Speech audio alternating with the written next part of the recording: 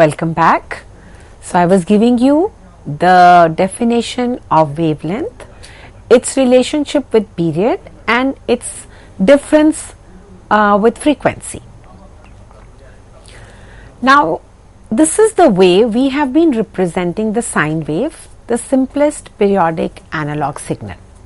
So what we have the peak value and we have the frequency, and this is a plot of the amplitude versus time. This is called as the time domain plot of a sine wave. Time domain sometimes is abbreviated and is referred to as TD, time domain plot of a sine wave. And this is the most familiar way of representing a sine wave. Anybody who has this kind of a plot in front of him, that person will instantly know that this is a sine wave, and you can immediately find out the peak value and the frequency. But there is another way to represent this information, and that is by plotting just a spike like this, the second diagram. If I just plot one spike, one line where the amplitude is the peak amplitude of the sine wave, and on the x-axis you represent the frequency, then this is called as the frequency domain plot of a sine wave. The time domain plot and the frequency domain plot. The frequency domain plot is very compact. It is so simple to look at, it is so simple to make. And if you have multiple sine waves, then the time domain plot can look quite messy, but the frequency domain plot looks very neat. Let's have a look. Now here I have shown three time domain waves, one with voltage 15 and frequency 0, another the pink one which has the peak amplitude 10, then there is another with peak amplitude 5. All have different frequency starting from 0 frequency. Now this is the time domain plot of combination of three waves. If I plot the same information in frequency domain, then I have these three spikes. One spike at 0 frequency with 15 volts, another with amplitude 10 volts, and another which is still higher frequency with amplitude 5 volt. Now the second one, which is the frequency domain plot, certainly looks neater. And as you can see, time domain is amplitude versus time and frequency domain is amplitude versus frequency. The only part that is missing in the frequency domain representation is the phase information. We do not have phase information in the frequency domain plots. The second thing that we are not showing in the frequency domain plots is how the wave moves within a period, how the amplitude changes within a period. But that can be easily calculated knowing the peak amplitude and the frequency. So both kinds of displays can be used. Both are in use, and depending upon what we are seeking, we can either choose our signals to be represented in the time domain or in the frequency domain. Now a simple sine wave has lots of uses. For instance, the electrical energy that is being carried by the wires is a simple sine wave. But when we talk about data communication, the simple sine waves have no use for us. Supposing I just send a simple sine wave over the telephone, it will just be a buzz because it is not carrying any information. The moment I start speaking, so human voice, the moment I start speaking and generating a signal, it is no longer a simple sine wave. It becomes a mixture of multiple waves, and that kind of a signal is called a composite signal. And composite signal can be a periodic signal or a non-periodic signal. This figure that I am showing you is no longer a simple sine wave, but it is a periodic signal. You can see the period here, so it has an associated frequency, and we also know that this is a time domain display of the signal. What do we call this signal? It is a mixture of sine waves and we call it as a composite signal. It is no longer a simple signal, it is a composite signal. A composite signal, if you remember just a short while back I told you, is a signal which can be decomposed into several simpler signals. So we have been discussing a simple signal which was a sine wave. Now we will spend some time on a composite signal which can be decomposed into simpler signals. This is a composite periodic signal and this display is the time domain display of a composite periodic signal which is amplitude versus time. Now if we look at this composite signal, then this can decompose into these three sine waves. The one in the pink, this one, actually assumes the amplitude of the composite signal and is called as the fundamental frequency. The other are generally frequencies which are higher than the fundamental frequency but with amplitudes lower. Now this display of the decomposed composite signal is the time domain picture. I can always represent it in the frequency domain and I can show these three frequency components like this and I can also show their peak amplitudes. So I have f, 3f and 9f, three frequency components which were present in that composite signal. So when you decompose a periodic composite signal, then you have integer frequencies, you have discrete frequencies. So f, 3f, 2f, 5f, so you will have discrete frequencies. But if your composite signal is a non-periodic signal, so you can see in this diagram, the time domain picture is showing some kind of a signal which is not repetitive. It is not exhibiting a pattern which is going to repeat after a time frame. So it is a non-periodic signal and this could easily be a speech signal. So any speech signal would look like this, maybe a couple of words when I speak, there will be a signal like this. So it's a non-periodic signal which is actually very, very useful in data communications. This is the kind of signal we will see in data communication. In data communications, we usually use analog periodic signals and digital non-periodic signals. So this is again the time and frequency domain representation of a non-periodic composite signal. If I see the frequency domain picture of this time domain non-periodic signal, then it is this, and this has a continuous range of frequencies. There are no discrete frequencies.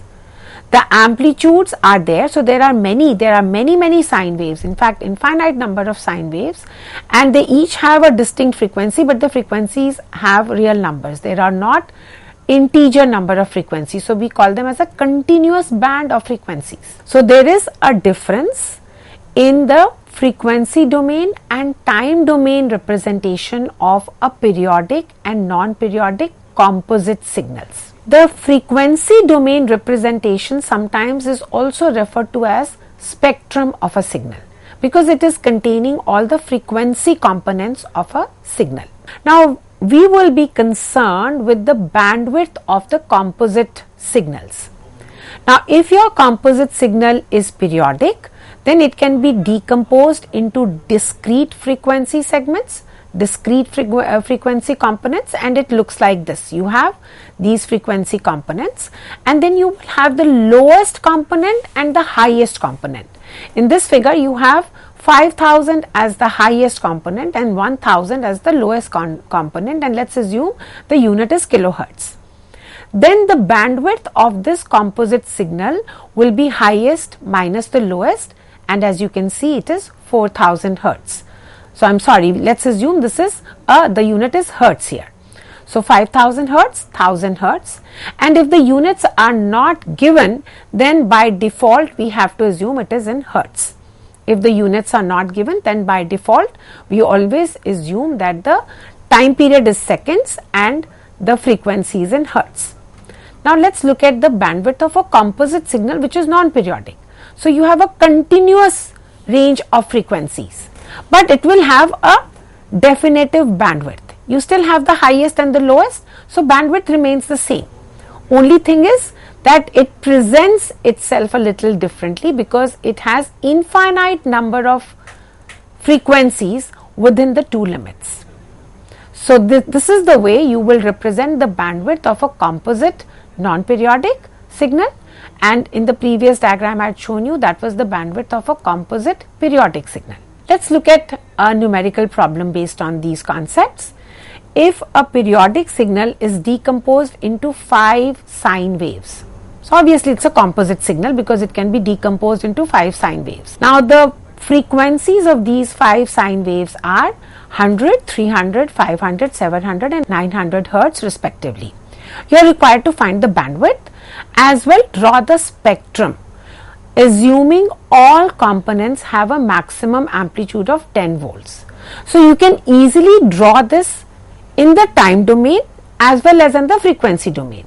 In the time domain, you will be drawing these 5 separate sine waves of same amplitude but different frequencies. It can look a little messy, but if you draw it in the frequency domain, which will be called as the spectrum, then it will look like this, neat and compact.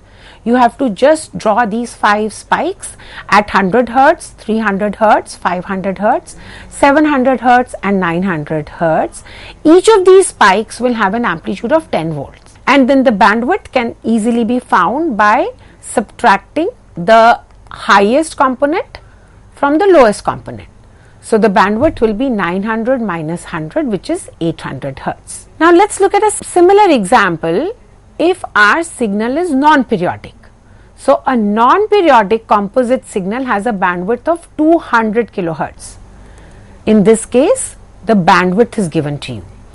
The middle frequency is at 140 kilohertz and peak amplitude is 20 volts.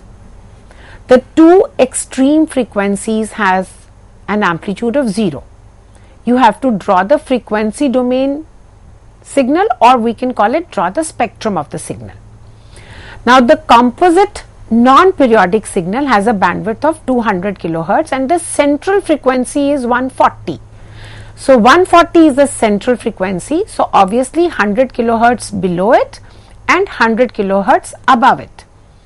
100 kilohertz below 140 is 40 kilohertz and 100 kilohertz above 140 kilohertz is 240 kilohertz, giving you the complete bandwidth of 200 kilohertz, 240 minus 40. The central component at 140 kilohertz has an amplitude of 20 volts, which we have shown, and the two extreme components have a 0 voltage amplitude, and that also has been shown. So this will be the frequency domain plot of the non-periodic composite signal, and remember to shade it. Remember to shade it because it has continuous frequencies between the two extremes. It is not discrete frequencies because the composite signal is non-periodic. So this is the way you will represent the spectrum. 140 kilohertz central frequency, 40 kilohertz the lowest frequency, 240 kilohertz the highest frequency, both have 0 amplitudes, and the central frequency has the maximum amplitude of 20 volts. Now if I want to give you some examples of non-periodic composite signals in real life, then you can think about the AM radio stations. The AM radio stations are transmitting non-periodic composite signals. The frequency range from 530 kilohertz to 1700 kilohertz is dedicated for AM radio transmissions. There are many stations which are transmitting within this bandwidth, and each station is given a bandwidth of 10 kilohertz.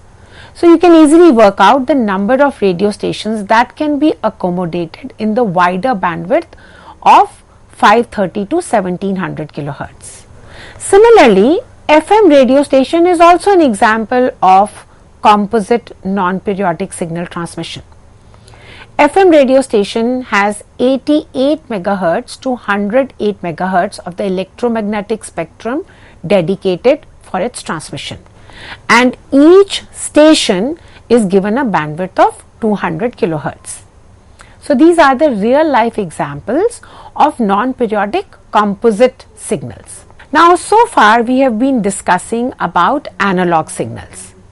You remember we have digital data and analog data, and the signals that represents these data can also be analog as well as digital. So far we have been looking at analog signals.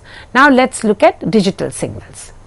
So information, which is your data, can be represented by digital signals as well.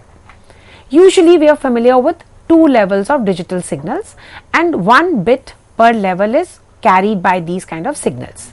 But you can also have more than 2 levels. If you have more than 2 levels, then you are representing each level by more than 1 bit. Let's look at these signals.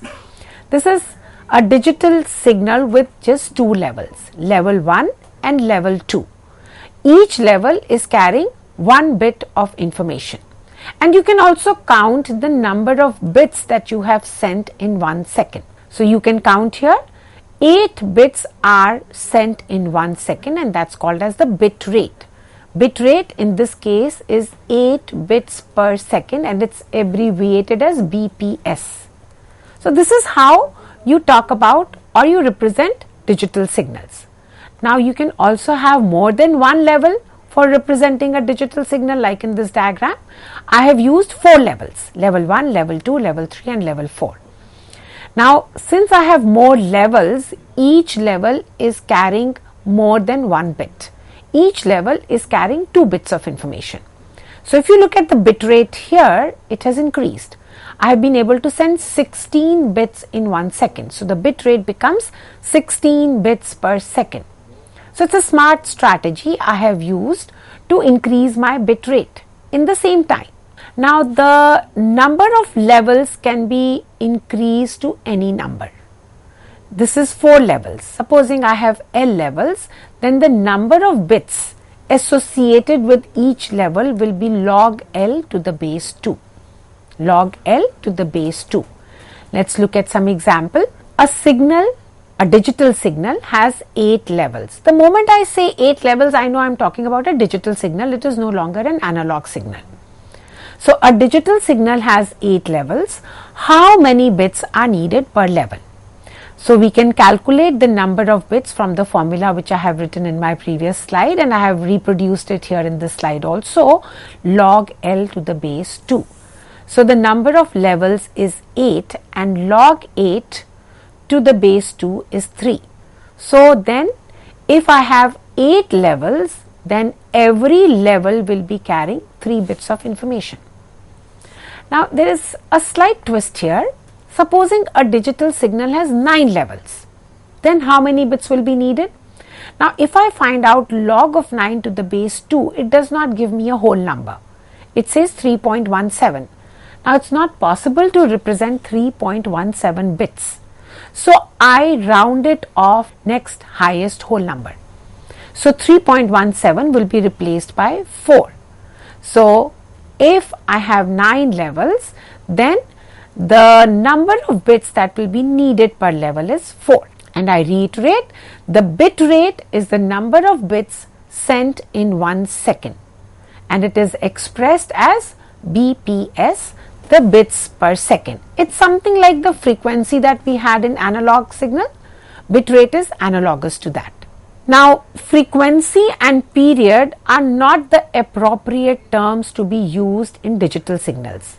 They are very well suited for analog signals, but we do not use those terms for digital signals. We use the bit rate, and the other term that we use is the bit length. The bit length is the distance that one bit will occupy on the transmission medium. So that is called as the bit length. Bit length is usually calculated by the propagation speed multiplied by the bit duration. Now this is a typical digital signal which is periodic, and it is a composite signal. If I look at the time and the frequency domain, then it looks like this in time domain and looks like this in frequency domain. Now since this signal can be decomposed into simpler waves, it is called as a composite signal. So it's a composite periodic digital signal. In general, a periodic digital signal is a composite signal because it can be decomposed into simpler ways which are usually sinusoidal. Now this decomposition is not easy and you have to use certain tools to be able to see the decomposed waveforms. And Fourier series, Fourier analysis is one such mathematical technique which helps you convert a time domain picture into a frequency domain representation of a signal. If we look at this periodic digital signal, then it can be decomposed into infinite frequency components. F, 3f, 5f, 7f, it goes all the way up to infinity. And the amplitude of each of these frequency component progressively decreases. So we are not going to do this analysis here because it requires considerable amount of time, but this analysis can be easily done with the help of Fourier series. So a periodic digital signal can be decomposed into infinite number of sine waves, and they are represented by integral frequency components, and therefore the bandwidth is infinite because you have infinite frequency components. The bandwidth is infinite. Now if I look at a non-periodic digital signal, this is a non-periodic digital signal. It can also be represented in the frequency domain, and you can see the way it is represented in the frequency domain. It is also having infinite bandwidth but a continuous range of frequencies, not integral components, not discrete components, as was in the case of periodic digital signal. Here you have a simple pulse, just one signal. It is not repeating, it is a non-periodic digital signal. Digital because it is giving you only two defined levels. All levels are not permitted. This will be the spectrum of this non-periodic digital signal, its representation in the frequency domain. It again has an infinite bandwidth but a continuous range of frequencies. So there is a big difference between the spectrum of a periodic digital signal and a non-periodic digital signal.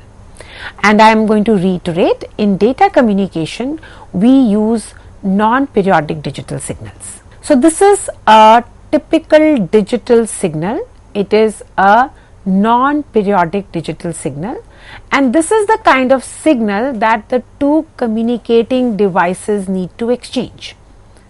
Now this digital signal can be sent through the transmission medium, which is called as a channel as it is. Then we call it as a baseband transmission. It is called as a baseband transmission. The signal goes as it is. Now the channels are usually treated as low pass filters, low pass channels. That means they will pass frequencies from 0 up to some upper limit. And the way we represent the bandwidths of the channels is like these two diagrams. This one has a lower bandwidth. This channel has a lower bandwidth permitting frequencies from 0 to f1. This channel has a higher bandwidth permitting frequencies from 0 up to a higher frequency f1. Now we have another option of transmitting our non-periodic digital signal. We can modulate an analog carrier and then we can transmit that analog signal through the channel, and then that is called as a broadband transmission. So we had a baseband transmission and now we have a broadband transmission. The broadband transmission permits us the use of a band pass channel rather than the low pass channel. The band pass channel is easier to use, is easier to make, because it does not say that the frequencies are from 0 all the way up to the highest frequency. So broadband transmission, which is based on the modulated transmission of a digital information, is more popular. The bandwidth of a band pass channel will be f2 minus f1. The bandwidth of the low pass channel will be the highest frequency that is allowed to pass through the low pass channel. Now this is the example of modulation of a digital signal for transmission on a band pass channel. You can see that I am transmitting a input signal which is a digital signal. It is a non-periodic signal. Now I will convert this into an analog signal. So I have to modulate this analog carrier has to be modulated using this input digital signal and converting it into an analog signal, and then I will pass it through a band pass channel which has a bandwidth of f1, f2 minus f1. At the receiver end, I will receive this modulated signal. This modulated signal has a name. This is, if you will see this carefully, it is analog carrier has changed its amplitude according to the digital signal information. So the carrier has two levels of amplitude, a high level and a low level. This is called amplitude shift keying. Two levels of the input digital signal are being carried by an analog signal, and this is then a broadband transmission, not a baseband transmission. It is a broadband transmission, and in broadband transmissions you can use band pass channels. At the receiver end, you receive an analog signal and you pass it through analog to digital converter, and you can get back your digital signal. The analog to digital converters or the digital to analog converters are the typical modems that you use in your telephone lines when you are transmitting computer data through the telephone lines. So one example of modulation of a digital signal for transmission on a band pass signal is sending computer data over your telephone lines. So we are going to conclude the data and the signals here. We will continue with some other parameters that impact our data and signals in our forthcoming lectures. Thank you.